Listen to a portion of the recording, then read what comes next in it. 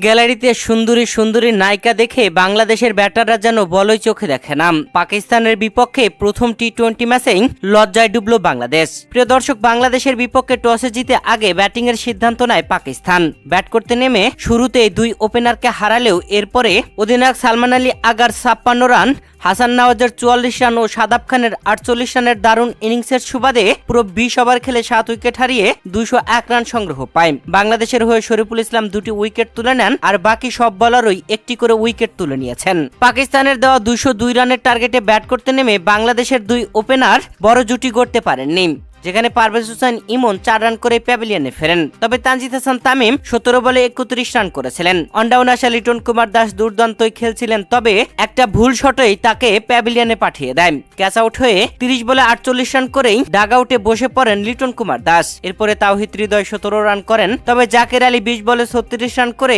প্যাভিলিয়নে ফেরেন। শামীম পাটোয়ারি এসেই প্যাভিলিয়নে ফিরেছেন, রিশাদ হুসাইনও এসেই প্যাভিলিয়নে ফিরেছেন। একের পর এক ব্যাটসম্যান আউট হতে হতে বাংলাদেশ শেষ পর্যন্ত 19 ওভার 2 বল খেলেই 164 রানে অল আউট হয়ে যায়। পাকিস্তান প্রথম টি-20 ম্যাচেই 37 রানের বিশাল ব্যবধানে জয় তুলে নেয়। এই ম্যাচের খেলা দেখে যেন এমনটাই মনে হচ্ছিল, পাক সুন্দরীদের দেখে বাংলাদেশের ব্যাটাররা যেন বলই চোখে দেখেনি।